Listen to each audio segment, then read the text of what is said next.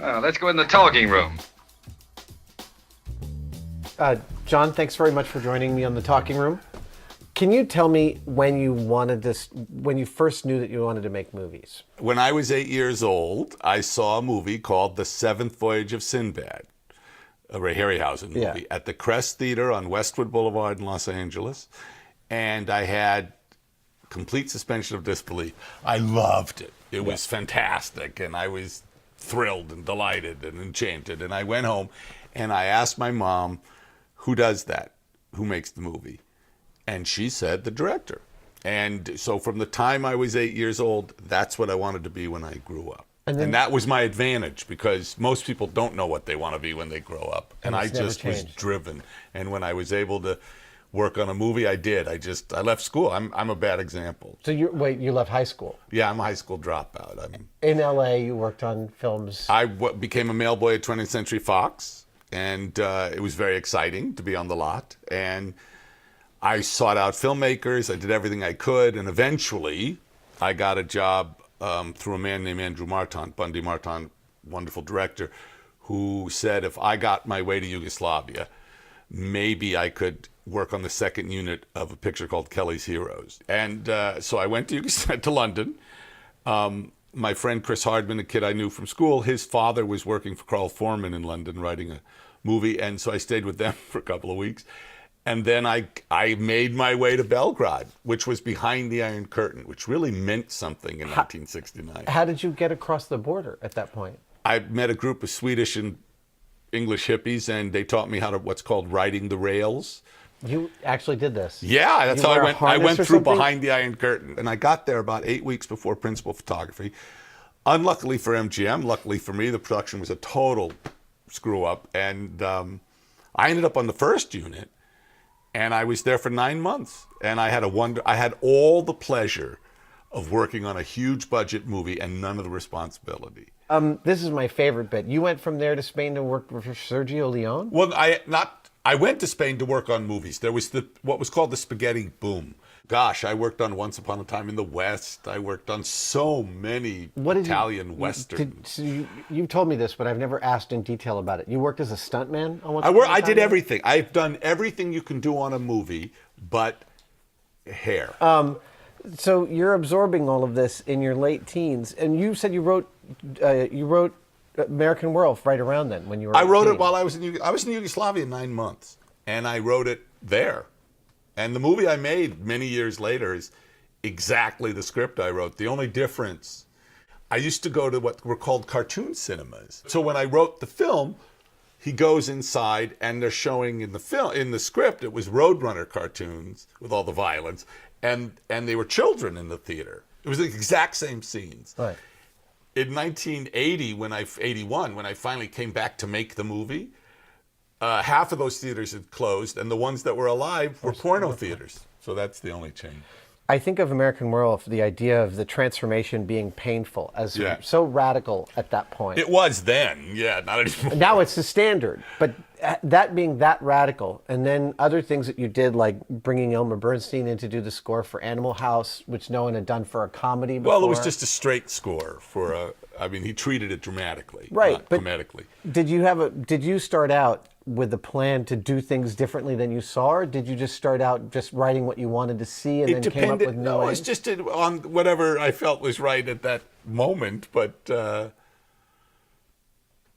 no, I had no plan. No overall plan? No. Was there trouble that people had understanding the script for American Werewolf? Werewolf, yeah. People would read the script and say either this is too funny to be scary, or this is too scary to be funny. And I would say, well, it's both. It is totally both. And they would say, huh? It was too weird. In fact, Werewolf has a lot to answer for, because after American Werewolf was successful, a lot of horror films then felt it had to make jokes. They felt like they had to make jokes. The reason Werewolf was funny, I wanted to take something ridiculous and try to make it real. So if you take these two young men who are smart, fairly sophisticated, educated guys, well, how do you deal with something that's not real? You laugh at it. I mean, that's what most intelligent people do. And the analogy I gave is you're with a friend and you go to see a movie, and you come out after the movie. It's here in the Mission, and you had a good time, and it's crowded on the streets and stuff. And your friend goes, and you turn and there's a guy, and he's wearing a tuxedo, and he has a purple velour cape, and his hair is, you laughed, and his hair is greased back like this, and he's got white pancake makeup on and lipstick. And he comes up to you and your friend, and he says, "Good evening. I want to drink your blood." Like that. You're laughing. You would laugh in this guy's face. Totally. Or you try not to embarrass him. Right. Like this. Okay. He grabs you, has fangs, sinks his teeth in your throat, drags you to the ground, rips your throat out, drinking your blood, you die.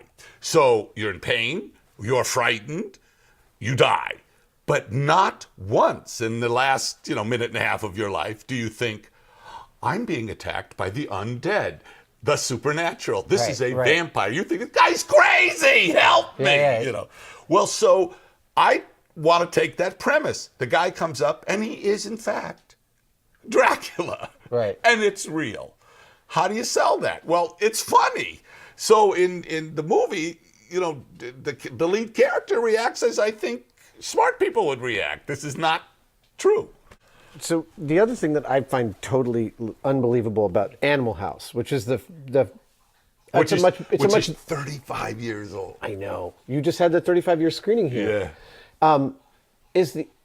Is how much you cast like so many people in their first movie roles. So many great actors. Well, most of the cast were unknowns. So is there some special sauce between you and Barry Levinson, having cast like most of a generation of actors across between Diner and Animal House? To me is like, well, I cast Kevin first. You did. I'm 1 degree from Kevin. But it's like, how is it feasible that movies are? It's like making a souffle. I mean, there's so much that can go wrong. Hitchcock called directing a constant compromise because there are all these things. I mean, only David Lean or Kubrick there are very few filmmakers. I mean, now Spielberg or Zemeckis. There are very few filmmakers or Cameron now, who can wait for the right light. Right. Or do it again. You have a finite amount of money and money's time. So you're always solving problems, and no matter how well written or how well photographed or how well acted or how good the effects are, whatever it is, it's this collaborative stew that comes out, and when it works, it's great. And Animal House is one of the times it worked. I think of you as bridging this gap between old studio movies and modern movies, because you started in the late 60s. My question is there a way in which the film business is radically different than it used to be? Yeah, absolutely. The film business is completely different. And then is it totally different? Filmmaking is not different. Okay. Filmmaking hasn't changed in 100 years. Different technology, right? But the way you tell a story through the juxtaposition of images. Yeah. I mean, there's Griffith and Eisenstein. It's pretty much the same. Right. There's an old Hollywood story. By old, I said this story's from the 30s. About a writer, a director, and a producer driving in the Mojave Desert. Do you know this story? I do. Go ahead. Please don't stop on my account. I love this joke. But they're driving in the desert, and their car runs out of gas, and they're trapped. And it's 110 degrees. The sun's beating down. They realize no one's going to come. We're going to die out here. So we have to walk. So they start walking, and the sun is beating down on them, and they're just on their last legs. When the writer says, What's that? And the director and the producer look, and the director says, I see it. It's like glinting. There's something behind that rock. The writer says, yeah. And the director runs up the hill and reaches down behind this rock, and he brings out, he said, it's a can of cold and fresh orange juice. And he opens it. He says, let's drink it. And the producer says, wait, I have to piss in it first.